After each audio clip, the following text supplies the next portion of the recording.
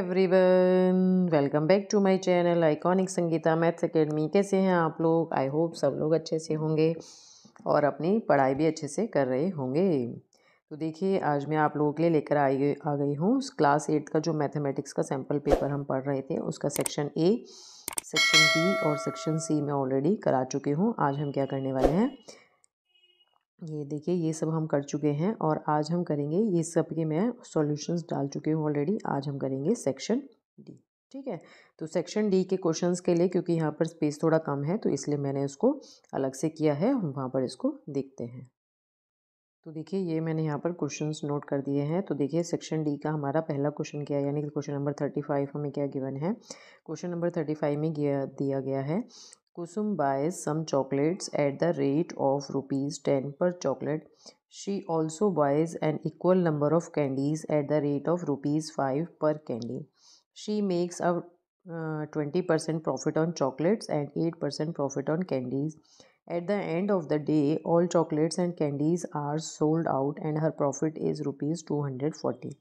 To find the number of chocolates purchase. ठीक है, यानी कुसुम ने कुछ चॉकलेट्स खरीदी, ठीक है, किस रेट से, 10 रुपये पर चॉकलेट के अकॉर्डिंग। ठीक है, और कुछ कैंडीज़ खरीदी, 1 कैंडी कितने की है, 5 रुपीज़ की है। और उसको प्रॉफिट हुआ बेचने के बाद, उसने जो बेचा है 20% के प्रॉफिट पर उसने बेचा और कैंडीज़ को 8% के प्रॉफिट पर बेचा। तो टोटल उसको जो लास्ट में पैसा मिला वो कितना मिला, 240 रुपीज़ मिला। तो ये बताना है कि उसने कितनी चॉकलेट्स खरीदी थी। ठीक है, तो देखिए, जितनी भी नंबर ऑफ़ चॉकलेट्स और नंबर ऑफ़ कैंडीज़ हैं उसको हम मान लेते हैं यहाँ पे देखिए, इन्होंने यहाँ पे बोला है कि इक्वल है, buys an equal number of candies. तो अलग अलग लेने की ज़रूरत ही नहीं है, जनरली हम अलग अलग लेते हैं। तो जितनी उसने चॉकलेट्स खरीदी, यानी जितनी हम चॉकलेट्स मानेंगे उतनी ही हमारी क्या होंगी, कैंडीज़ होंगी। ठीक है, तो यहाँ पे हमने मान लिया क्या, कि जो उसने क्या कहते हैं, नंबर ऑफ़ चॉकलेट्स खरीदी हैं वो एक्स है। ठीक है, तो जो टोटल कॉस्ट होगी एक्स चॉकलेट्स की, क्योंकि एक चॉकलेट की कॉस्ट 10 रुपीज़ है, तो एक्स चॉकलेट की कॉस्ट कितनी हो जाएगी, 10x हो जाएगी। ठीक है, अब क्योंकि उसने जितनी भी कैंडीज़ खरीदी हैं वो भी कितनी है, चॉकलेट्स के बराबर ही हैं, तो उसको भी हम एक्स ले लेंगे। अब अगर एक कैंडी पर 5 रुपीज़ का एक कैंडीज़ उसकी 5 रुपीज़ की है, तो एक्स कैंडीज़ कितनी होंगी, 5x की होंगी। ठीक है, अब एक पर उसको जो प्रॉफिट हो रहा है चॉकलेट्स पर वो कितना है, 20% का हो रहा है। तो 20% हम क्या निकाल देंगे, 10x निकाल देंगे। 20% ऑफ 10x कैसे करेंगे, इस परसेंट को हटा देते हैं तो हम 100 लिख देते हैं। तो 20/100 इंटू 10x, इसको सॉल्व करेंगे तो हमारे पास कितना आ जाएगा, 25 ज़ा 100, 5 2 ज़ा 10, यानी 2x आ जाएगा। ठीक है, तो ये तो हो गया प्रॉफिट ऑन चॉकलेट्स। इसी तरह से हम कैंडीज़ पर कितना प्रॉफिट हुआ ये निकाल लेते हैं, तो 8% ऑफ 5x निकाल देंगे। ठीक है, इसको सॉल्व करेंगे तो हमारे पास कितना आएगा, 8 5 ज़ा 40, 40/100, एक ज़ीरो हो जाएगी कैंसिल, तो 4/10 को हम क्या लिख सकते हैं, 0.4x लिख सकते हैं। ठीक है, तो हमारा जो टोटल प्रॉफिट आया चॉकलेट्स और कैंडीज़ दोनों के ऊपर वो कितना हो गया, 2x और 0.4x। तो टोटल कितना हो गया, 2.4x हो गया। अब हमें क्वेश्चन में क्या गिवन है कि जो उसको टोटल प्रॉफिट हो रहा है वो कितने का हुआ है, 240 का, यानी 2.4x किसके इक्वल रख सकते हैं हम, 240 के। तो यहाँ से हमें क्या मिल जाएगा, x की वैल्यू मिल जाएगी। इस 2.4 को हम अपॉन में ला सकते हैं, तो 2.4 अपॉन में जाएगा तो हमारे पास, जब हम 240/2.4 को सॉल्व करेंगे तो पॉइंट हटेगा तो ऊपर क्या आ जाएगा, एक 10 आ जाएगा। 24 10 ज़ा 240, तो 10 10 ज़ा 100। तो इट मीन्स उसने जो परचेज करी थी नंबर ऑफ़ चॉकलेट्स वो कितनी थी, 100 थी। ठीक है, नेक्स्ट क्वेश्चन है इसमें हमारे पास, draw a graph for the following. इसके लिए आपको क्या करना है, एक ग्राफ बनाना है। क्या दिया है हमें, साइड ऑफ स्क्वायर दे रखी है, क्या 3 सेंटीमीटर में दे रखी है, 2 सेंटीमीटर, 3 सेंटीमीटर, 3.5 सेंटीमीटर, 5 6, और उसका पेरीमीटर दिया है, जिसकी साइड 2 है उसका पेरीमीटर 4 है, सॉरी 8 है, मतलब 4 से मल्टीप्लाई कर दिया। ठीक है, तो इस तरह से हमें ये पेरीमीटर दे रखा है। अब ये पूछ रहे हैं कि क्या ये एक लीनियर ग्राफ है, तो ये तो ड्रॉ करके ही पता चलेगा कि ये ग्राफ लीनियर है या नहीं है। ठीक है, तो हम यहाँ पे क्या करते हैं, इसको ड्रॉ कर लेते हैं। क्या क्या दिया है हमें, 2 पर 8, 3 पर 4, 3.5 पर 14, 5 पर, है ना, 20 और 6 पर 24। तो यहाँ देखिए हम इसको ड्रॉ कर लेते हैं, थोड़ा सा छोटा कर लेते हैं इसको। तो यहाँ देखिए 2 पर ये 2 है हमारा, 2 पर हमें कितना लेना है 8, तो 2 पर 8 यानी यहाँ पर कहीं ये हमारा बनेगा, ये पॉइंट होगा। ठीक है, दूसरा क्या है 3, 3 पर कितना होगा 3 4 ज़ा 12, 12 हमारा कहाँ आएगा, सपोज़ कहीं यहाँ पर आएगा, ऐसे ले लेते हैं जिससे आपको क्लियर भी रहे कि हाँ ये पॉइंट हो जाएगा। यहाँ पर ये पॉइंट आपका 2 का हो गया देखिए। ठीक है, अब नेक्स्ट क्या है 3.5, तो 3.5 तो यहाँ है, 3.5 पर हमें कितना मिल रहा था, 3.5 को अगर हम 4 से मल्टीप्लाई करेंगे, 5 4 ज़ा 20, 4 3 ज़ा 12, 14, तो 14 मिल रहा था, तो 14 हमारा कहीं यहाँ पर होगा ये वाला, तो ये ऐसे हो जाएगा। ठीक है, ये मिल गई। नेक्स्ट 4 पर कितना है हमारा, 4 पर हो जाएगा 4 4 ज़ा 16, तो 16 हमें यहाँ कहीं मिल जाएगा, है ना, ये 4 4 ज़ा 16 हो गया। नेक्स्ट क्या है 5, 5 पर कितना होगा, 5 4 ज़ा 20, तो 5 पर हमारा 20 आ जाएगा, यानी ये मिल जाएगी, है ना। नेक्स्ट 6 पर दिया है हमें, तो 6 पर हमें कितना मिल जाएगा 24 मिल जाएगा।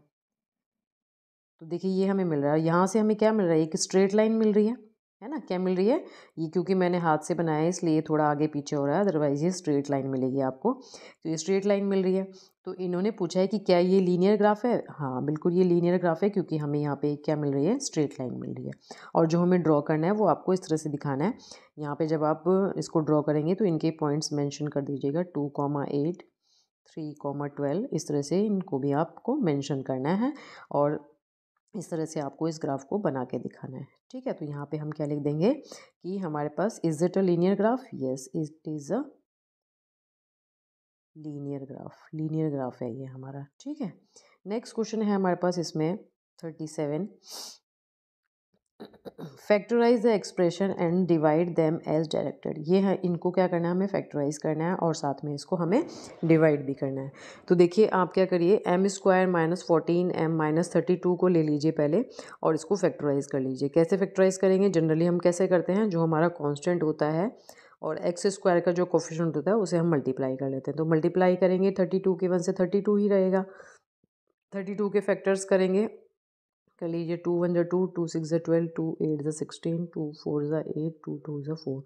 अब आपको इन सब 2, ये जो भी हमारे पास नंबर्स हैं इन सब के प्लस या माइनस को हमें इस तरह से अरेंज करना है कि हमें 14 मिल जाए। तो देखिए 2 2 ज़ा 4, 4 2 ज़ा 8, 8 2 ज़ा 16, 16 माइनस अगर हम 2 करेंगे तो हमें 14 मिल रहा है ना। अगर हम ये लेते 2 2 ज़ा 4, 4 2 ज़ा 8 और 2 2 ज़ा 4 होता तो 8 + 4 तो हमें मिल नहीं पाता, तो हमने क्या लिया 16 - 2 ले लिया। ठीक है, तो 16, अब क्योंकि ये माइनस में मिल रहा है तो 16 वाली वैल्यू को आप नेगेटिव लीजिएगा और 2 को हम पॉजिटिव लेंगे।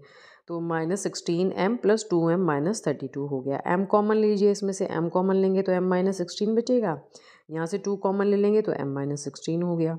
ठीक है, तो ओवरऑल हमारे पास जो इसके फैक्टर्स आ जाएंगे वो क्या आ जाएंगे, m - 16 और m + 2। ठीक है, अब हमें इसको किससे डिवाइड करना था, m + 2 से। तो देखिए m + 2 m + 2 दोनों सेम है और दोनों मल्टीप्लिकेशन में, तो ये क्या हो जाएंगे, आपस में कैंसिल हो जाएंगे। तो हमारे पास क्या बचेगा, m - 16 आ जाएगा डिवाइड करके। ठीक है, नेक्स्ट इसी का एक और पार्ट दिया है, factorise a⁴ - 2a² b² + b⁴।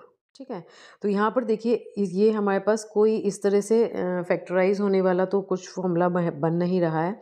तो हमारे को याद होगा, अगर आपको याद हो, a² - 2ab + b² हमारा क्या होता है, a - b का होल स्क्वायर होता है। मैंने यहाँ पर लिखा है इसको। ठीक है, तो देखिए इसको मैं अगर क्या लिख दूँ, a² 2, इसको मैंने 2a² b² रहने दिया और इसको b² 2 लिख दूँ, तो ये पूरा a है।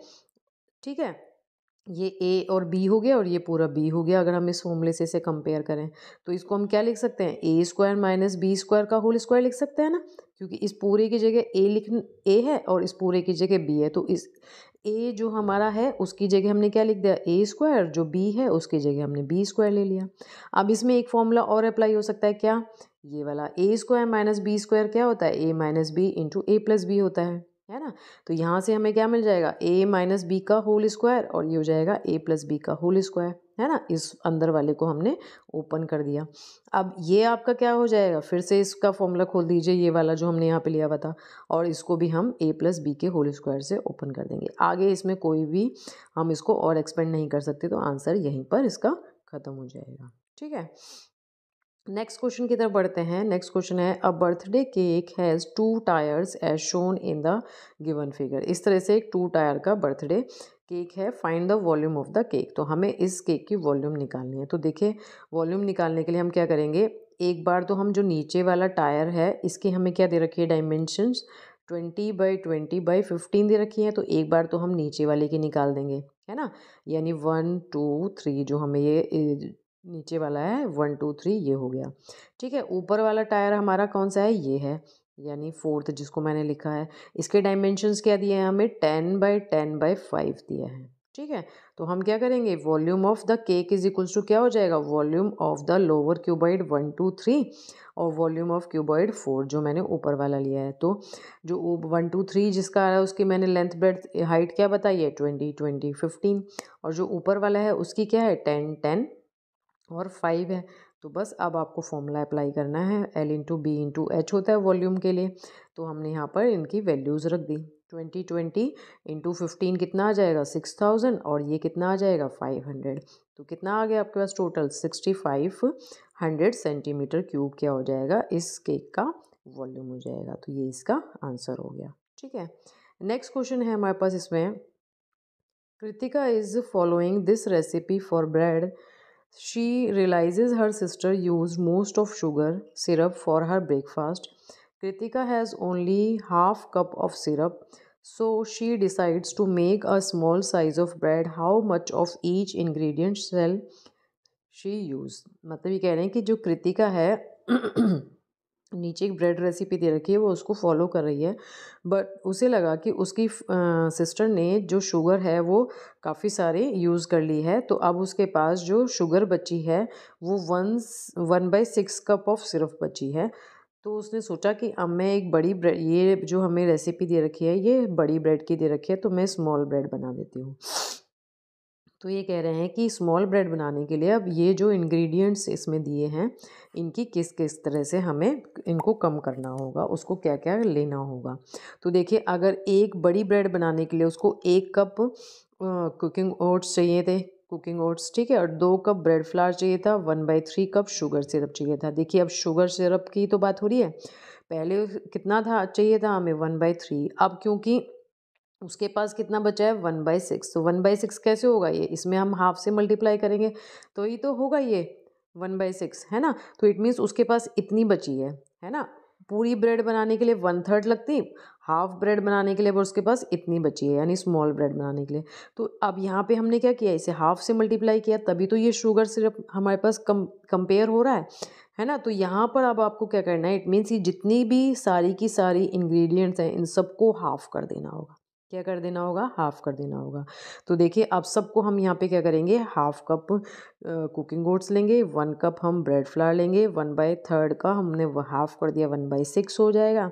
1 टेबल स्पून कुकिंग ऑयल की जगह हम हाफ लेंगे, 1 होल 1/3 कितना हो जाएगा 4/3, 4/3 का हाफ कितना होगा 2 2 ज़ा 4 2/3, 2/3 कप्स ऑफ हम वाटर लेंगे और यीस्ट कितना लेंगे 3/2 और जो सॉल्ट लेंगे वो कितना लेंगे, हम हाफ लेंगे, वो मैंने यहाँ पर मेंशन कर दिया है। देखिए रिमेनिंग शुगर जो है वो कितनी है 1/6 है। तो using sugar needed for 1 piece of bread 1/3 है, तो new portion of the ingredients कितना है, हाफ हो जाएगा। तो new recipe will look like as follows, जो कि मैंने अभी ऊपर आपको करके बता दिया कि हाफ कप हमें कुकिंग ओट्स चाहिए, 1 कप हमें ब्रेड फ्लावर चाहिए, 1/6 कप हमें शुगर सिरप चाहिए, 1/2 टेबल स्पून हमें कुकिंग ऑयल चाहिए, 2/3 कप्स हमें वाटर चाहिए। क्यों इतना भी चाहिए ये मैं अभी आपको ऊपर बता चुकी हूँ। 3 टेबल स्पून यीस्ट चाहिए था, तो यहाँ पर हाफ हो जाएगा, वहाँ 1 टेबल स्पून सॉल्ट था, तो यहाँ पर भी हाफ हो जाएगा। तो ये ही इसका हमें आंसर लिखना है, और कुछ भी इसमें हमें निकालने के लिए नहीं बोला गया है। नेक्स्ट क्वेश्चन है, teacher ask students to collect the data which represent the approximate percentage of water in various oceans.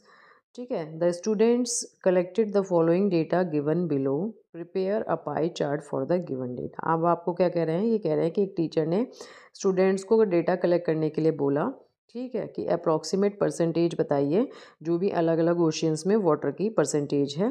तो उन्होंने एक चार्ट प्रिपेयर किया है क्या, कि पैसिफिक ओशियन में 40% है, अटलांटिक में 30% है, इंडियन में 20% है और अदर्स में 10% है। इसका अब इनको क्या बनाना है, एक पाई चार्ट बनाना है। ठीक है, तो देखिए पाई चार्ट बनाने के लिए हमें सबसे पहले तो क्या करना होगा, for pie chart first of all we have to convert these percentage into central angles, क्योंकि पाई चार्ट हमारा एक सर्कल में बनेगा। तो सर्कल में बनाने के लिए तो हमें एंगल्स चाहिए, तो एंगल्स में हम इसको कन्वर्ट कर देंगे। अब एंगल में हमारा ये जो पूरा होल एंगल होता है, कंप्लीट एंगल, वो कितना होता है 360। तो हम 360 से ही इसको निकालेंगे। ठीक है, कैसे, देखिए पहले हमें पैसिफिक का कितना दिया था 40%, तो हमें क्या करना होगा 40% ऑफ 360 निकालेंगे। तो 40% यानी 40/100 इंटू 360। ठीक है, इसे सॉल्व करेंगे तो 144 डिग्री आ जाएगा। अटलांटिक का कितना है 30%, इसको भी हम 30% ऑफ 360 करेंगे तो ये 108 आ जाएगा। इंडियन का कितना है 20%, ये कितना आ जाएगा 72 आ जाएगा। अदर्स कितना है 10%, तो ये कितना आ जाएगा 36 आ जाएगा। ठीक है, अब आपको क्या करना है, एक सर्कल ड्रॉ कर लेना है इस तरह से। ठीक है, उस सर्कल में आप क्या करेंगे, एक लाइन ऐसे ड्रॉ कर लीजिएगा, स्ट्रेट लाइन कहीं पर भी यहीं पर ले लीजिएगा, और यहाँ से आप प्रोटेक्टर रख के, इस लाइन पर प्रोटेक्टर रख के यहाँ पर एंगल बनाइएगा 144 का।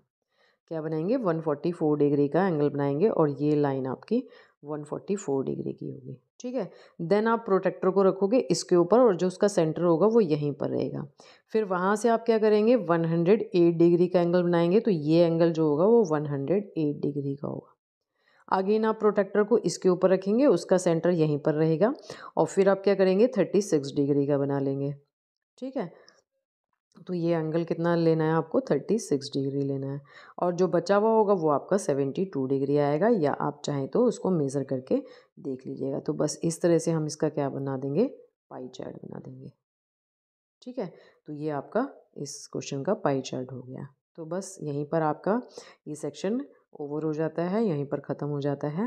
ठीक है, तो आई होप आप लोगों को ये वीडियो अच्छी लगी हो। अगर अच्छी लगी है तो प्लीज़ इसे लाइक ज़रूर करें। ठीक है, और हाँ, कुछ बच्चे बोल रहे हैं कि पेपर इस बार हमारा 60 मार्क्स का आना है। तो देखिए मैं आपसे ये नहीं कह रही हूँ कि डिक्टो ऐसा ही पेपर आएगा।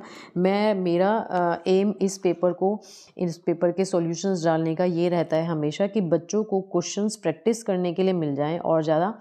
ठीक है, तो कितने नंबर का पेपर आपका आ रहा है, 80 मार्क्स का आ रहा है या 60 मार्क्स का आ रहा है, इससे मतलब नहीं है, आपको क्वेश्चंस आने चाहिए, है ना, कि क्वेश्चंस किस तरह के एग्जाम में आपके आ सकते हैं। तो आप इस पर मत जाइए। ये तो देखिए जब आप क्वेश्चन करके आएंगे तो आपका अगर 80 मार्क्स आप पूरे करके आएंगे तो आपको 80 मार्क्स मिल जाएंगे, 60 का करके आएंगे तो आपको 60 मार्क्स मिल जाएंगे। ठीक है, तो आप कमेंट करके ये बोल रहे हैं कि 60 का आएगा 80 का आएगा, ये तो देखिए हर स्कूल का अलग अलग अपना रहता है कि कौन से स्कूल का क्या आएगा। केवी में भी हो सकता है कुछ चेंजेस हुए, अभी हो सकते हैं, होंगे। ठीक है, तो आप बस इस क्वेश्चन पेपर को एक प्रैक्टिस पेपर की तरह लेके चलिए। ये मत सोचिए कि एग्जैक्टली ऐसा ही पेपर आपको मिल जाएगा। ठीक है, या बिल्कुल ये रियल पेपर है। ठीक है, ऐसा भी मैं नहीं कह रही हूँ कि बिल्कुल रियल पेपर है, आप यही क्वेश्चंस करके जाइए और आपको सारे यही क्वेश्चंस आपके एग्जाम में आ जाएंगे। ठीक है, तो प्लीज़ इस तरह से मत सोचिए कि जो हम यहाँ पर पढ़ रहे हैं ये सिर्फ इसलिए आपको सॉल्यूशंस बताए जा रहे हैं कि आपको उनके सॉल्यूशन करने में अगर कोई भी प्रॉब्लम आ रही है तो आप यहाँ से देख के उसके सॉल्यूशंस को कर सकें और उसको प्रैक्टिस कर सकें। ठीक है, तो चलिए मिलते हैं इसी तरह के किसी नेक्स्ट वीडियो के साथ, तब तक के लिए बाय।